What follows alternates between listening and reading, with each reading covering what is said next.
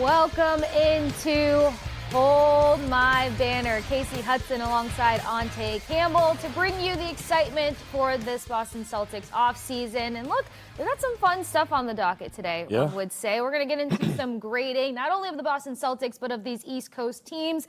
And then we're going to piece together, well, our NBA football team. I'm going to explain that better later, but we are going to dive into all things in terms of the competition of the Boston Celtics, what we think of this offseason thus far. We've heard you in the comments from YouTube to Twitter, all of the things. I'll never call it X, but we want to be able to respond and give you guys either some encouragement or just rally with you. Who knows? But first and foremost, as always, Ountae, what's up? What's up? I had to defend you the other day. You did? Last episode. I had to defend us. Okay, please defend us. I had to defend us because somebody was upset about our Sam Hauser take. Oh, my gosh. With that, I might, laid out a little case, you know what I mean? Thank Detective you. Ountae went on the case to find out how, our Sam Hauser take was correct. And I haven't heard anything back, so maybe they were a little upset at me, but whatever. I will say this. Look, fans, we always want you to be yourself, and we want you to chat with us, but I wouldn't go against Ountae in most instances. Like, you know when to go against ball players, you know when to challenge them to make it fun, but then you also know when to just, don't do it. Just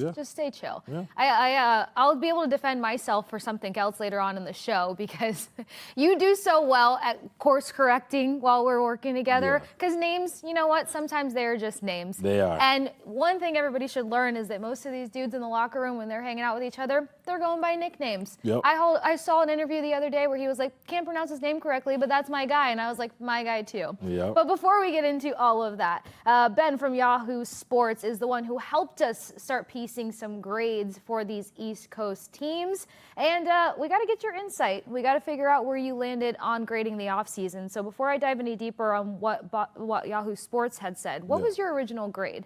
For the Celtics? Yeah. Not what Yahoo Sports gave them. Because I think the most important thing for the Celtics was being ready for Tatum in 26, 27. Yep. And, just making sure that you got under the second apron, which they did, and they didn't, and they did, and they didn't. And now they're back under the second apron after their latest move, letting go of J.D. Davidson, which I talked about last episode. We're sad to see him go because he's been so much a part of, the youth core of the things that were building up in Maine and for the Celtics. But, he was MVP of the league last year and did a lot of good things. But, at this point, the Celtics just needed to move on to get under the second apron. So I graded that as the two most important things, and I feel like the Celtics did that. So it's not a great offseason. It's not. But, a C I think is a little aggressive. I would probably go B in my opinion, but, that's just me. Well, like I said, I wouldn't go against you in most instances, but I agree. I thought C came off a little intense because at the end of the day, the biggest argument heading into the offseason was how aggressive were the Boston Celtics going to be? And if they chose to be aggressive, what did that mean for them trusting the return of a Jason Tatum or even trusting the leadership of a Jaylen Brown? We say this over and over again, but that's the reality of it. If you make aggressive moves, you're basically saying you don't trust the leaders on this team because you do have to almost in a sense be precautionary and make movement around what the 2026-27 season is going to hold. And I actually, in the bullpen, talked with Adam Pellerin about it, and he's like, honestly, you got to look forward past the season ahead. Right. So I feel like they did just enough to support what needs to take place to make them competitive enough this upcoming season. There are assets in terms of Simons who they can package and move along from to make other movement happen. But I feel like this is a good time to challenge the other potential leaders on this team and guys who have been kind of in and out of the lineup, but finally need a little bit more time, right? Going back to just what Ben, brought up in the article, because I would encourage all of you to go actually read why he gave the Celtics a C grade. But if you want to break that down for us, he didn't love the return that we got back for Kristaps Porzingis and a Jrue Holiday, and I have to talk about that return because we talked about it in great length over the course of many months now for the Celtics, but what Jrue Holiday did and what Kristaps Porzingis did in the playoffs last year did not help the Boston Celtics dangle them over other people's places, seeing that they're both making $30 million a year, which is a lot for everyone who's fighting against the second apron. So if you're a contending team, you're looking at guys who did not play well in their last couple of games wearing that Boston Celtics green and a $30 million price tag, and you're saying, Celtics, you're going to have to sweeten the deal a little bit for me or take something that isn't as flashy. Right. And so they went and did that. They got Anfernee Simons. They got Georges Niang.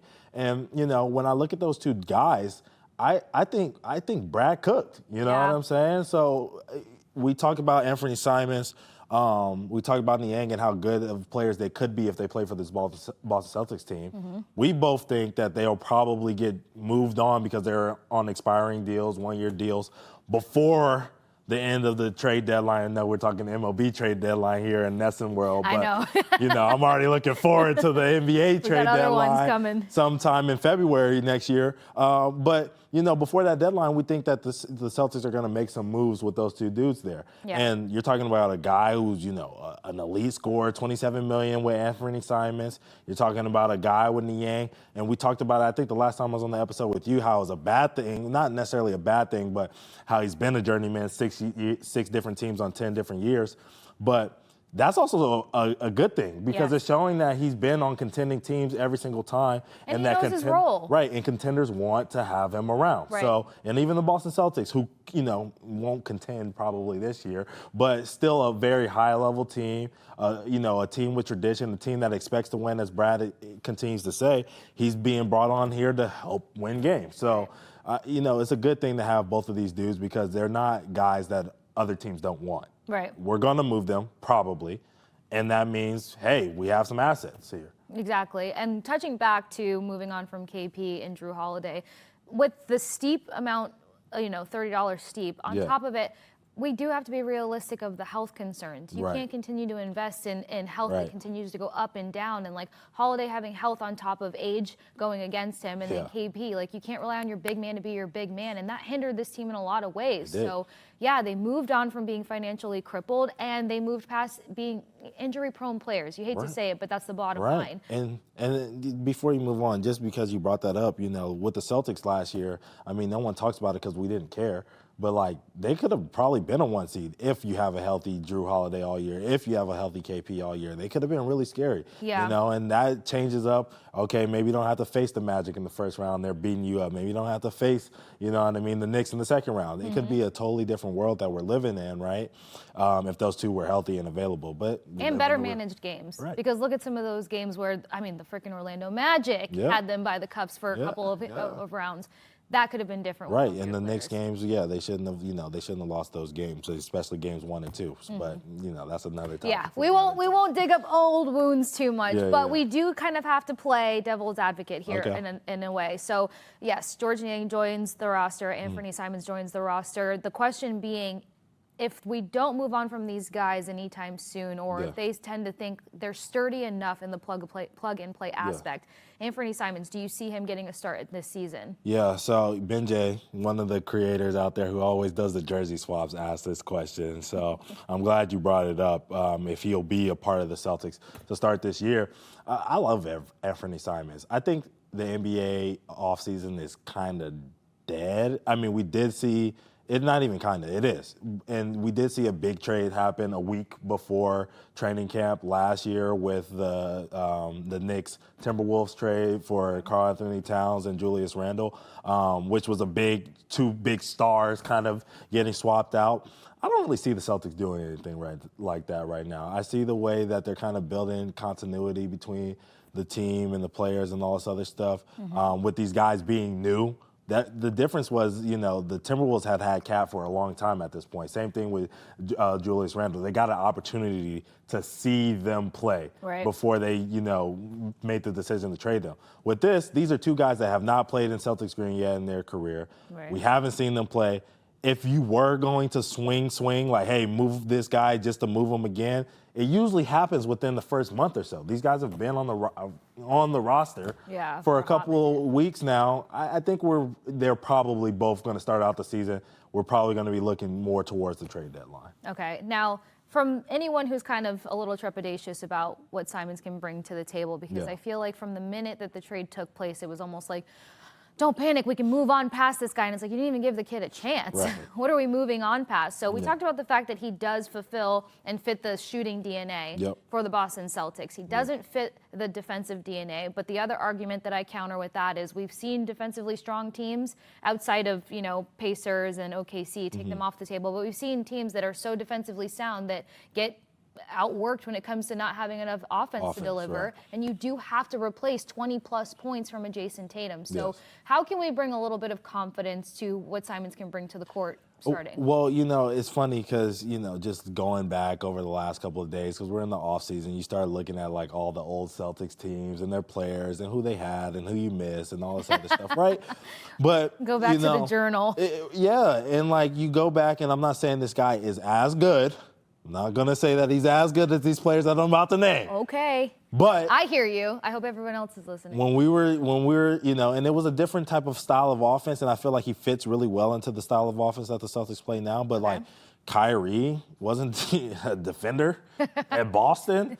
Isaiah Thomas, defender, Boston. Kemba Walker, like, the Celtics have had over the last decade point guards who are really good on offense, but really bad on defense, right? And I wouldn't say Kyrie was really bad. Like, he's probably better than Anfernee Simons on both ends of the floor. But when you're talking about defense and Kemba, defense and Isaiah Thomas, those two words don't even exist together. They shouldn't even be in the same sentence. That's sacrilegious that I'm even putting it in the same sentence.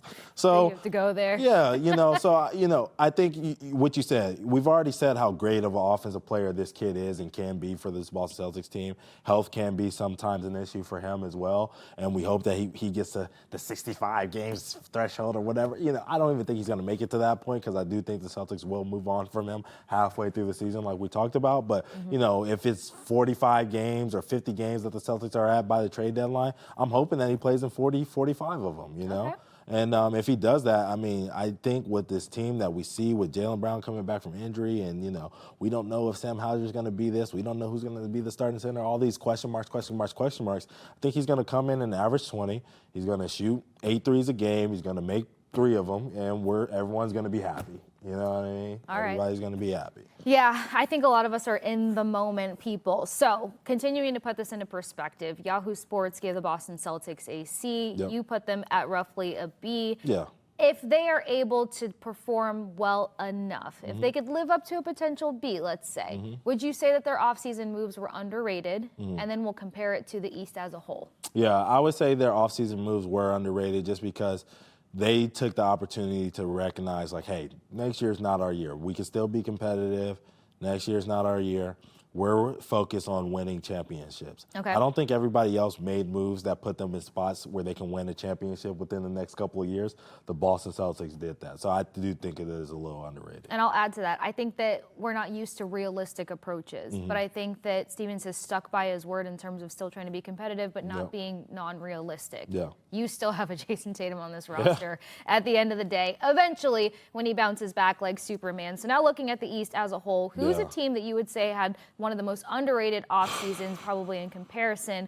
There's a lot of fans out there on Twitter, on the social media platforms saying, look out for Cleveland. They're the team to beat next year. They're putting all these chips when it comes to Cleveland. Then you got the Knicks. I never know what to make of them. I'm not going to say anything. And then Pacers, Bucks. Everyone thought Antetokounmpo going to request a trade, doesn't take place. We put all the AIs of putting him in every jersey possible besides just knowing that he's staying in Milwaukee. So what team has probably shaken things up that's not getting enough credit? You brought up all those big teams, those names that we've all been talking about all summer that we're looking at and have obvious opportunities to go and win championships, right? But I didn't look at those teams at all. I actually went towards the Pistons, which are, a middling team. They were a 6th seed, I believe, last year. And they got a D.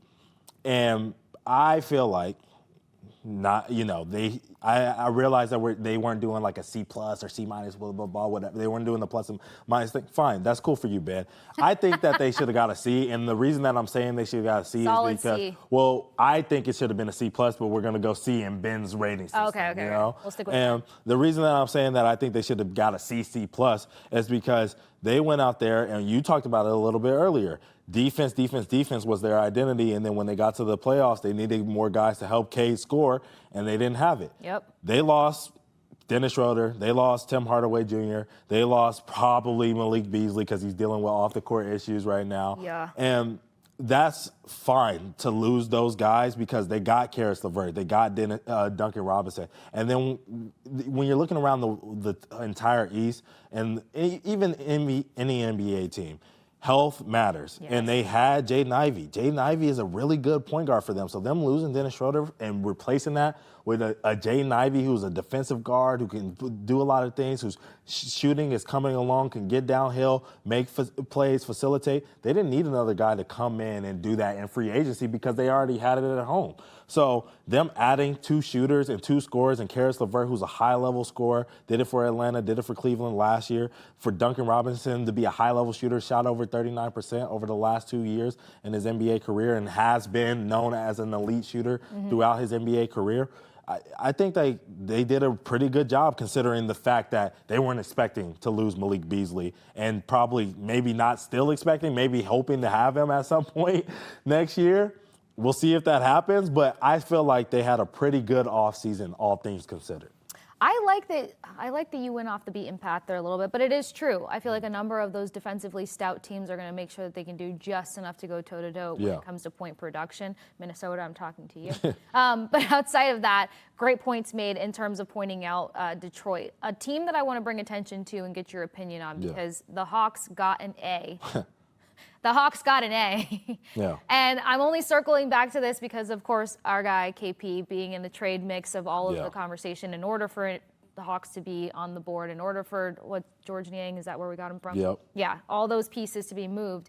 You're talking about a team that was sitting about 9th when it comes to the standings of last season. Not really functional as a team. I've heard them in a number of punchlines. I didn't make these jokes, y'all. But A. I like what they did this offseason. I wouldn't say, I think it is maybe a little bit overrated just because when you're packed in that A, right? What they lost, Clint Capella, Larry Nance, Niang, Terrence Mann. We just talked about them. They just did a clean move off. Karis LeVert, they lost those guys. But Kristaps, health, question marks. Asa Newell, rookie. You don't really know what that's going to be or how that's going to pan out. Nickeil Alexander-Walker, he's been a good piece. I think that is a good ad. I think Luke Kennard is a good ad. But there's question marks about whether Kristaps can be available, whether he's ready to play in a bigger role than he played in Boston because they need him versus the Boston Celtics didn't need him to be there every night. The Atlanta Hawks, a team that missed the playoffs last year, need a KP making $30 million a year to be a contributor at least 60 games this year. Okay. Now, I didn't mean to choose for you before we move on and go to break here, but I need to know your overrated offseason team. Was that the Hawks or is it somebody else? No, because I think even the Hawks, I like what they did. I would go B+, so I put them in the B category, right? There you go. But my overrated team quickly is just the 76ers. I think they got a B. I think they needed a C. Their whole thing was getting healthy. I think, knowing that Paul George's history, knowing Embiid's history, they need to reassure themselves of certain things. Tyrese Maxey missing a lot of time last year, wasn't in their bingo cards. Jared McCain wasn't in their bingo cards. You hope that was a one-time event for both of those guards. They got VJ Edgecombe. They lost Gershon Yabusele, friend of the Boston Celtics.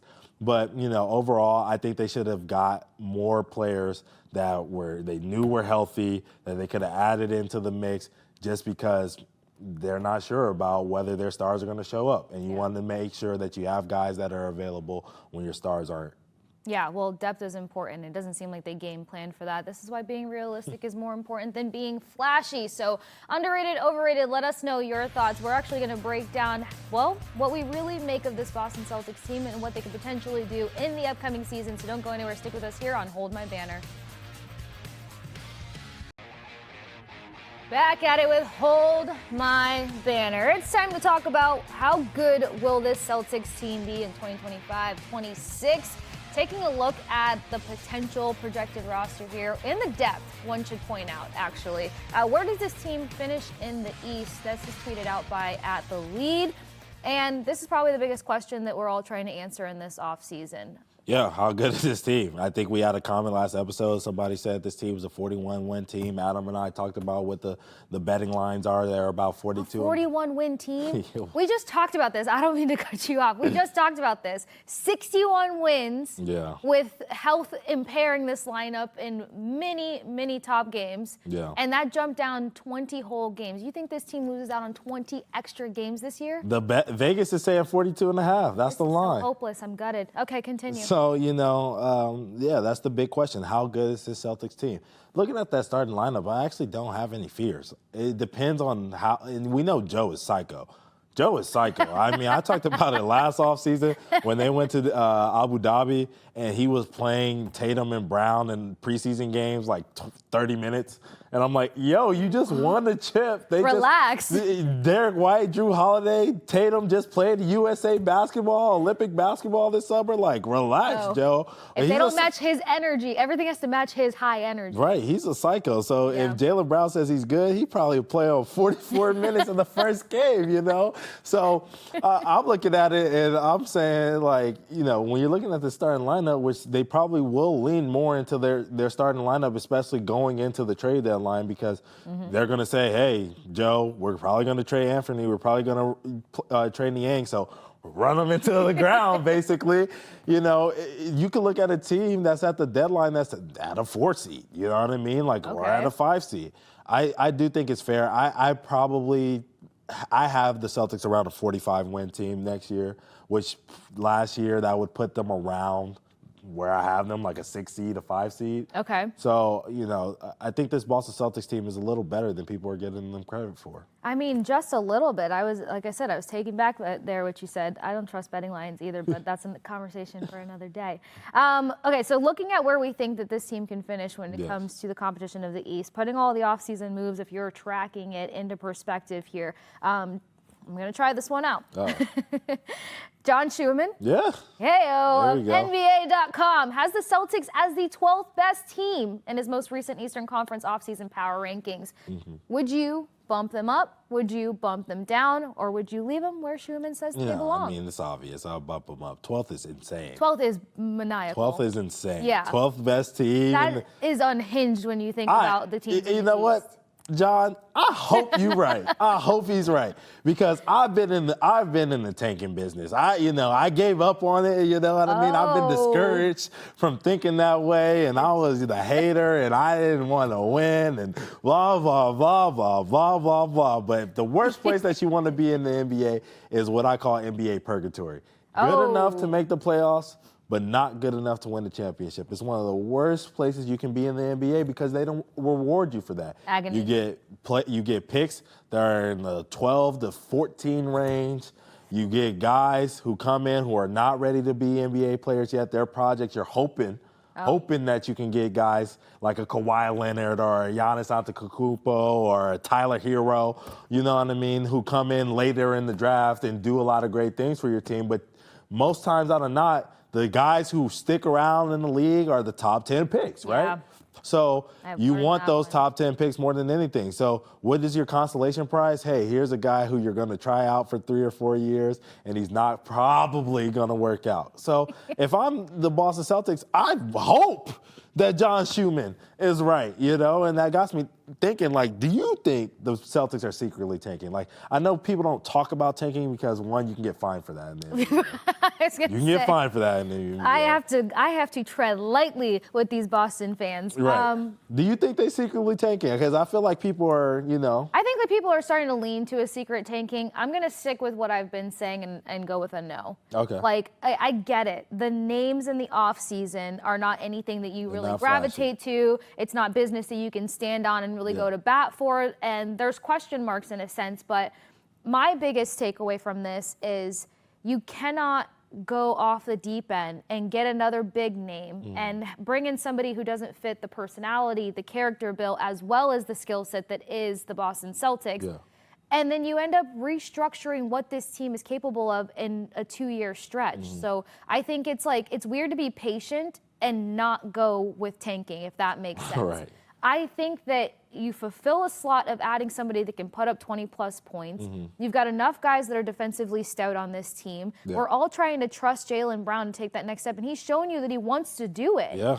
If we see a leader out of Jaylen Brown, we have somebody who can add 20 points. They can remain in the defensive structure that they have presented. I think 12th is not only disrespectful when you look at the teams underneath them, such as the Hornets, for crying out loud, the Wizards, and the Nets. I even forget where the Nets even reside half the time. This is purely disrespectful. I take Steven seriously when he says that they can remain competitive because we've seen some teams really creep into the mix. We saw a number of upsets when it came to positioning themselves for the postseason throughout this entire year. Right. The Boston Celtics are the freaking Boston Celtics, for crying out loud. So I don't think tank. I think that they're doing just enough to say we're not going to put mistrust in Jason Tatum's return. We're not going to disrespect Jaylen Brown and what he needs to do. And the young guys who have systematically been working out in Maine, who need to get those reps or take that next step, or we're tired of just kind of having them hop off the bench. Like, it's time to see where they're at. Right. I think that's where this team is, not tanking. And the thing about all of this, you know, the rankings and all this other stuff, you talk about the teams. I'm looking at the list right here in front of me, but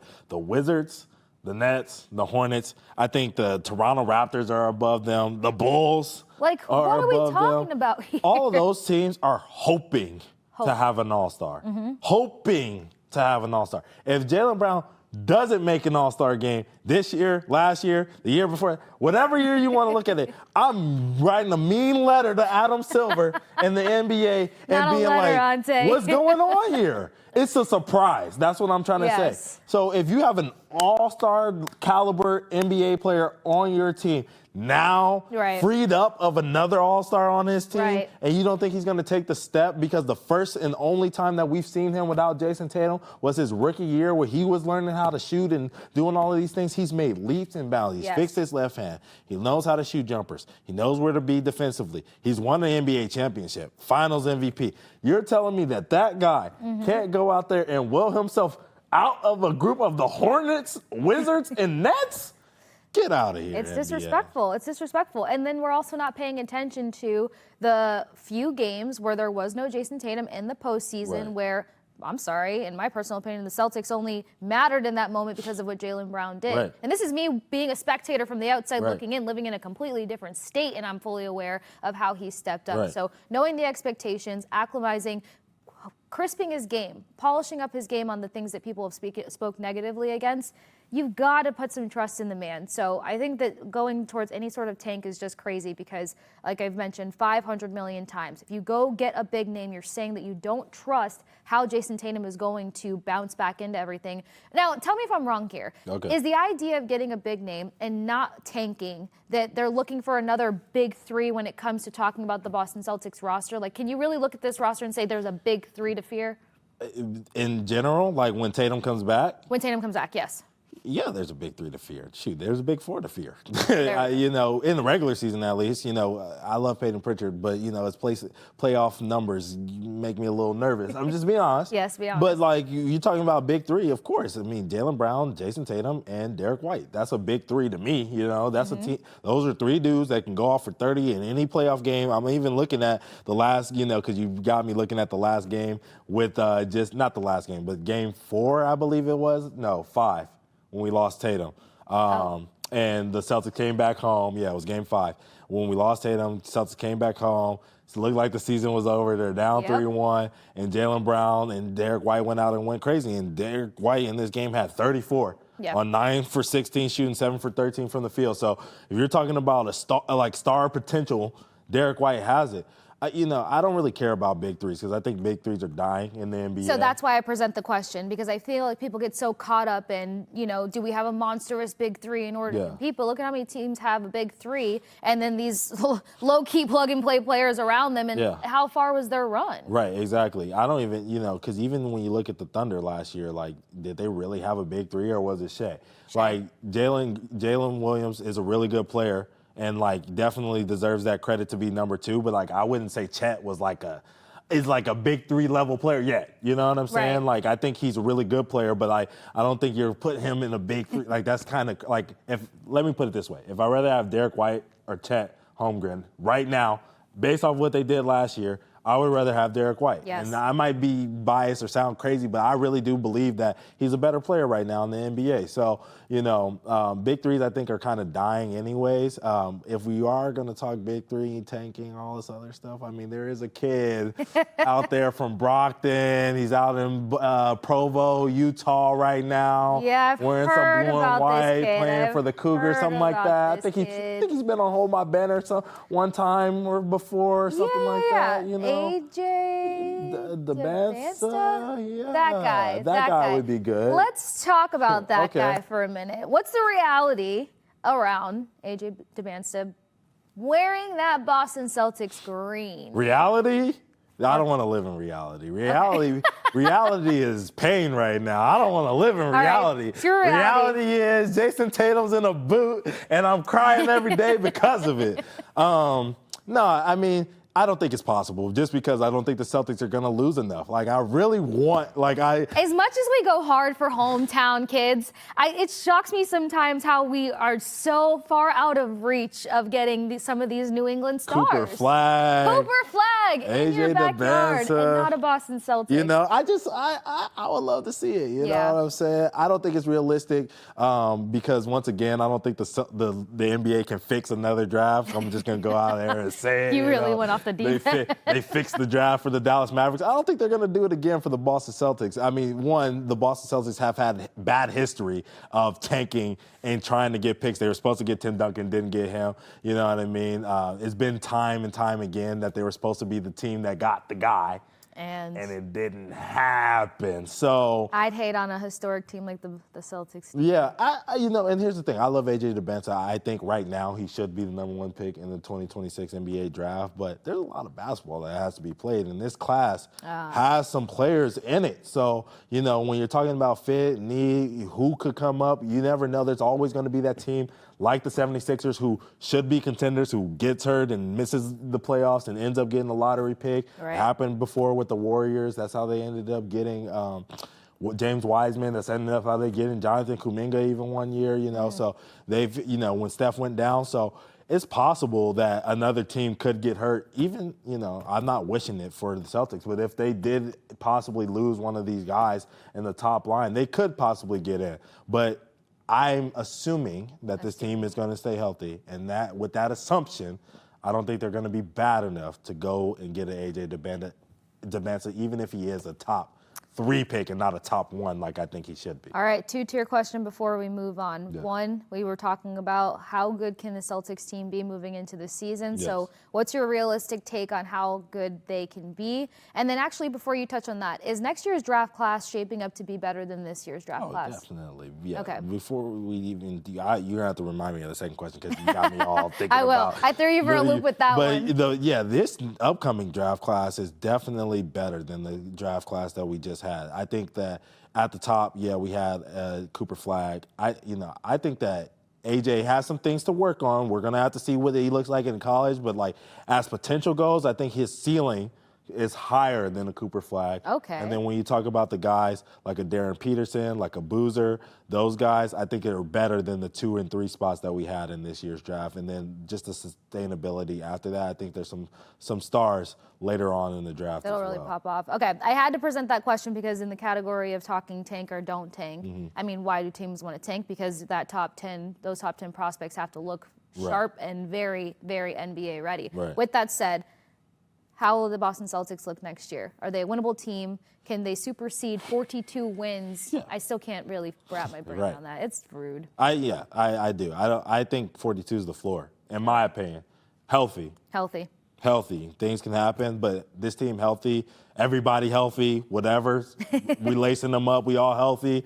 This team is better than a 42-win team. All right, I'm right there with you on that. Before we go to break, though, some big news. We are extremely, extremely excited to share that we have merch now. You can grab a Hold My Banner tee or hoodie. Check out Nesson's full Wicked Wearables line, brought to you in partnership with Breaking Tea. Check out Wicked Wearables at NessonWickedWearables.com. We're going to cut to another break here, but join Ountae and I back on the other side here on Hold My Banner.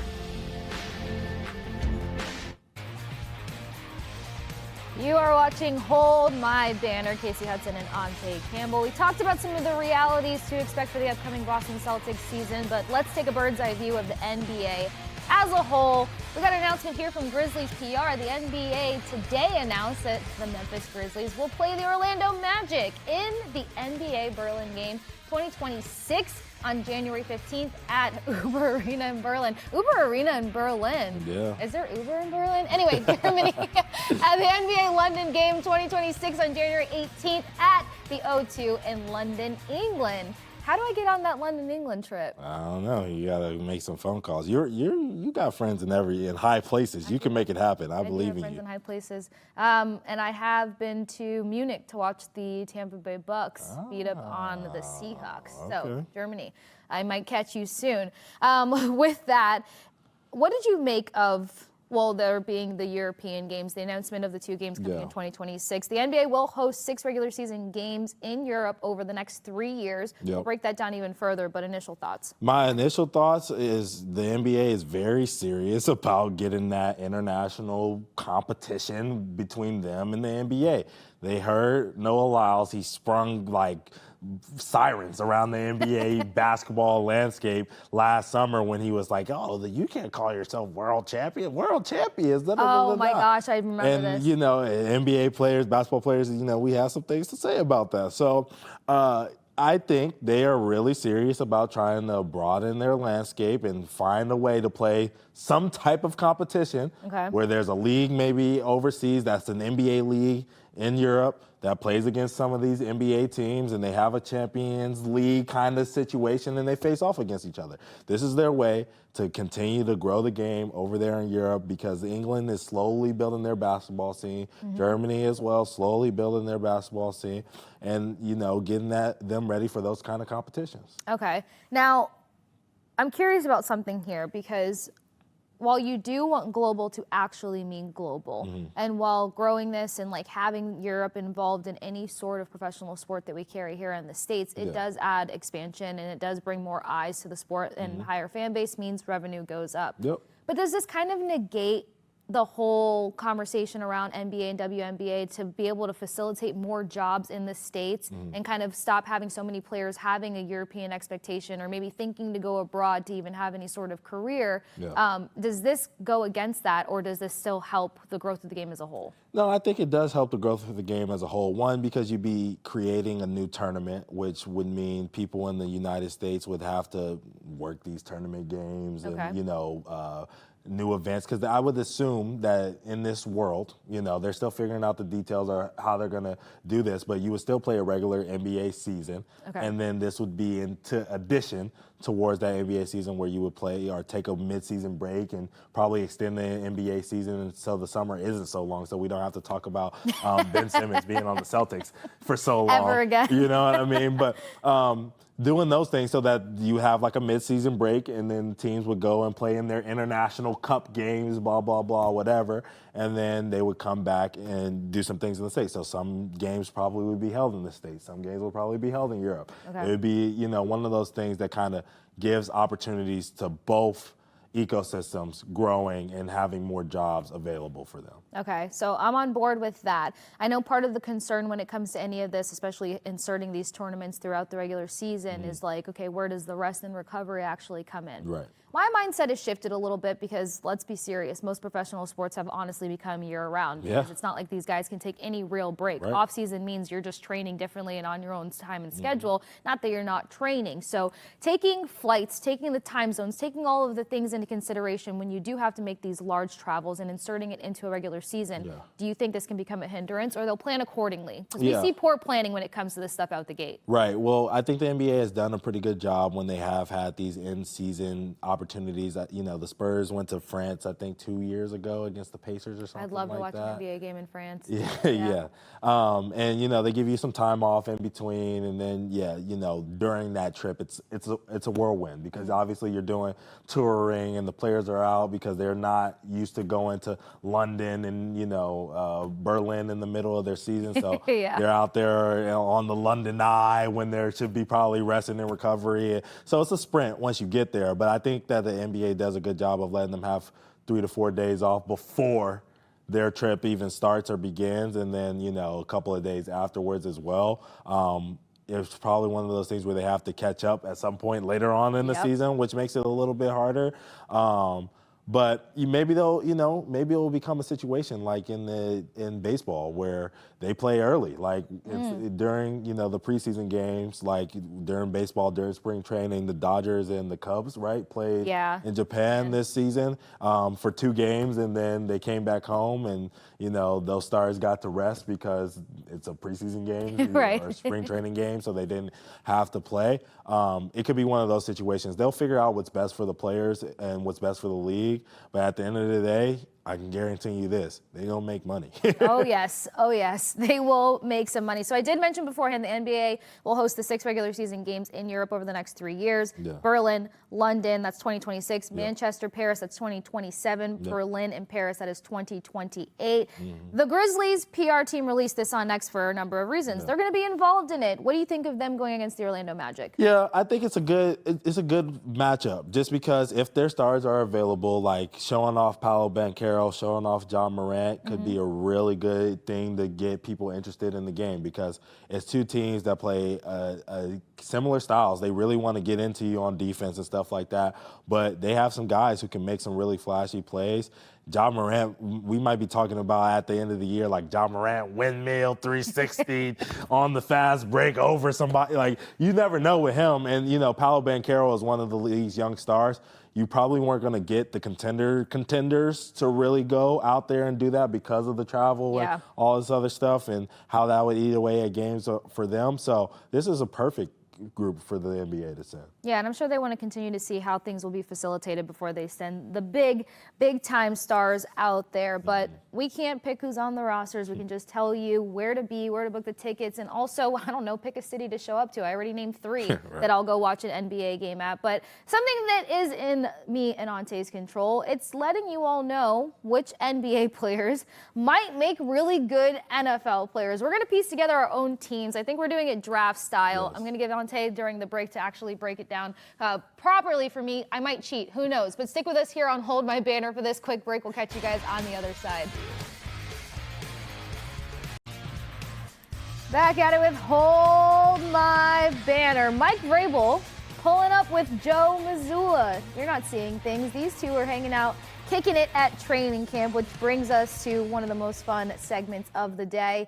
We're going to draft some of these Boston Celtics players, current or former, whatever your heart desires. And see if we can put together one of the most elite NFL rosters to not only compete with the New England Patriots, but come on, we're talking Super Bowl or bust, right? So I'm going to Super Bowl. I don't know about all that. I'm going all the way, but I'm going to let you tee it up so we can properly get this draft underway. So yeah, we'll do a draft. We'll do one by one. I know that's not really fair. Usually do a little snake action, but there's enough Celtics players over the course of history. We'll see. That can make it get it done. I'm gonna be nice to you. I'm gonna let you go first. You can pick whatever player position that you want. We got quarterback, wide receiver, tight end, running back, safety, cornerback, linebacker, defensive lineman.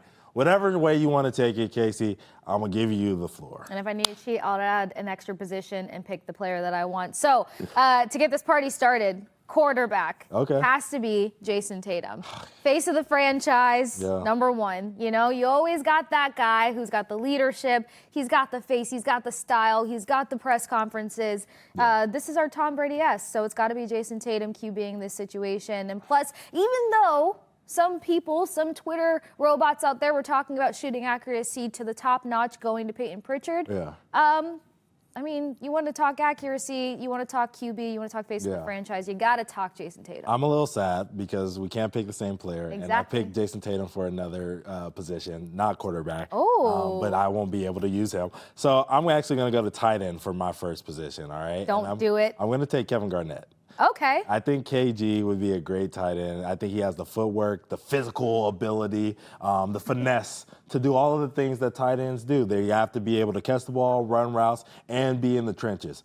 I think Kevin Garnett really embodies that. He's finesse, package with a little mean dog inside of him, which is why I'm going KG. I don't know why I was like almost inclined to bark there, but I have the weakest bark in the world, so I won't do that to you all. Am I allowed to pick a tight end though? Yeah. Okay. You can pick each whatever position, but I just you can't want. do the same one. All right, so I'll go with my tight end pick. Okay. Let me preface this by saying I thought I had to stick to the current roster, Okay. so as long as everyone knows. Yep. Jaylen Brown's my tight end. Okay. 6'6", 223, versatile scoring ability. You hear that and you're like, all right, I can count on this guy middle of the field. I can count on this guy for red zone play. That's what I like to hear. But you guys know how I feel about tight ends. Put your hand in the freaking dirt or get off my field. And I feel like he has that physical kind of come at you contact. He's a little bit fearless in a sense, so he can put his hand in the dirt and he can go out for the passes that I need him to do. And then when you have the word athletic next to any dude that's 6'6", 223, that's my tight end. All right, I like that. I like JB at tight end. I think he'd be a good tight end. I'm going to go for a position that I think is really valuable in the NFL, one of the ones that is the hardest to play in the entire NFL besides quarterback. I'm going to go corner on this one. And I'm actually going to take Avery Bradley. And the reason I'm going to take Avery Bradley, former player, is because Avery is a defensive monster, able to fight through screens, move and guard guys, and almost mirror to the exact step the direction that they're going. It's almost like he's anticipating at a high level. He's a really good defender, one of the best in Celtics history on the perimeter. I'm going to take Avery Bradley at corner. Okay, I'll match you with the cornerback conversation, but I'm going to take, now I know this might be a little weird, Anfernee Simons as my cornerback. Simons, okay. He's got the length, but when I think about corner, I think about that dude that can be a complete shadow on you. So while he doesn't have defensive abilities, you mentioned mirroring for your guy, but somebody who can create separation off the jump. If I get in there and interrupt your passing ability, I want immediate separation so that I can make sure that I am having a celly at the end of this. That means finding the end zone. So I think that he has the finesse. You used that word a moment ago. I think Simons has the finesse to be my quarterback, to use his length and athleticism to make sure that he shuts some things down in the backfield. Okay, I'm going to go quick, keep it around with defense. I got to go Marcus Smart. I think having Marcus Smart as safety would be elite. Okay. All right, and you already know why. We got to keep it rolling, so I'm going Marcus Smart. All right, safety, Hugo Gonzalez. Oh, okay. I can see you go at safety. Yeah. I like that. I like it. I think that his IQ can translate for football. We're going to go with that. And then pure athleticism is there. They talked about him kind of getting mixed up on spacing, but when he locks in and he can figure out spacing, I think he can be a dangerous man. Okay. I'll take it to my linebacker pick. Oh, take the pick. Go ahead. George Niang. Okay. Because I think he also has that mental warfare, you know? He's going to get in your head. He's going to piss you off, and then he's strong enough to be destructive. So I like somebody that can attack on both ends, physically and mentally. And you want a guy who can mentally get in your head. Linebacker was my favorite position when I first got into football. Yeah, you know, I think the biggest thing about linebackers is they got to kind of be a little bit unlikable. Right, they do. And, you know, I was going to go for one guy that I knew is unlikable and really strong. Well, I thought you were going to put Smart as your linebacker. That would have been a good one. I'm actually going to go Semi Ojeleye. Now, people remember Semi Ojeleye for being 6'6", 250, monstrous guy. Not unlikable, but I just think that he does a lot of things that could help you out. He just built like a linebacker, honestly. Like, I'm cheating a little bit, but hey, I'm going to take it. So I'm going to go Semi. Actually, I'm going to take my quarterback now since you went ahead and jumped me earlier. You gave me the right of the reins. I'm going to take Rajon Rondo, and I'm going to keep my team the former players to allow you to keep your team to the current guys. There we go, best of both worlds. And the reason I'm picking Rajon Rondo is, I mean, you're talking about a guy who has elite athleticism, which we're talking about dual quarterbacks. That's the kind of quarterback that you want in the NFL right now. Oh, that's where you went with. And he throws dimes. We know he throws dimes. He throws those passes that people don't even know are coming. He can use his legs in right. He throws passes without looking, no looks, different angles, arm angles, whatever you want. Rajon Rondo's got it, so he's my quarterback. Dang. I feel some type of way about you doing that because it's really cool. All right, I'm going to stick with offense for a second before we close out with some of the other last positions. Okay. My wide receiver, Miles Norris. I was high on this guy going into the summer league, can put away shots on the move. I like when you say that because, again, how does that translate? Well, if he is in movement and he's got to find difficult targets, if he's got to reel in contested catches, I feel like Norris has that swag to do so. So I'm going to lean on him to be my wide receiver. Again, a guy who has length to him, a guy that has athleticism to him, a guy who can challenge some of these backfield players and really make it count. So that's my receiver. I'm going Gerald Green as my receiver. Now, NBA dunk champion before, super athletic. Oh, you want your receiver dunk? Yeah, I want my receiver, end zone, head tap, blur, whatever you want to call. He's doing all of that, so I'm taking Gerald Green. All right. Running back. Yep. Are you ready for this? I have the best pick. I already know it hands down. Peyton Pritchard's my running back. That is a good pick. That is so good, right? He's a running back. He is the running back. He is the running back. I don't have to say anything else. I love how we Pritchard, both suit up. went with guards. I have a list of guards here. You know what? I was going to take Kyrie, but forget Kyrie. Can he compete with Pritchard? I'm taking Nate Robinson. Oh. All right? Another okay. athletic guard. Dunk on you, dunk champion, fast, shifty. You want taking your team Nate just Robinson. embarrassing people. I'm Put taking it on Nate their head. Robinson. Okay. I still think I have the best running back. Okay, and then we got defensive lineman last. Who's your defensive lineman? And you know what? I did DL/OL because when you talk 7 feet of a human being, I wish he had more mass. But again, we're talking about a dude in the trenches, and he's got the height. Kata. Nimi. Get your hand in the dirt, my guy. All right, that's acceptable. Blow it up off the line. Stay low. I don't know how low he can stay at 7 feet. Yeah. That's the only thing. You know, I tried to stay away from the legends a little bit. Sorry to Larry. Sorry to Bill. I thought about having Bill here at the defensive lineman, but I'm gonna take Kendrick. Bill could be a scary guy coming off the edge, though. Yes, I'm taking Kendrick Perkins because you know he was a very unlikable, mean, muddy kind of NBA player, and I feel like that fits a defensive lineman. So I'm gonna go with Kendrick Perkins, and he's gonna talk smack. That's for sure. He's gonna talk his smack. So I'm going KP. I don't know if Kata has any mean to him, but like I was thinking left tackle. This is your blind side guy. All right. Big dude, protective, can do it. But you know what? I feel like we gave you guys so much to work with here, and I like that you took the former player route. You allowed me to take the current player route, but let us know who you guys would put on your NFL team from the Boston Celtics NBA roster, former or current, or I mean, we're competitive here slightly. Tell me if mine was the better roster, because that's what I think. All right. We know it was. We know who had the better roster. You can let me know that I had the better roster. You can let Ountae know that you love his insight always. And then you can also grab yourself a wicked tee so that you can match us when it comes to all the Hold My Banner swag and conversation. But until next time, you guys have a fantastic weekend. Survive the MLB trade deadline, because that's what we're going to be trying to do once we hop off this show. And we'll catch you guys next week back here on Hold My Banner. Deuces.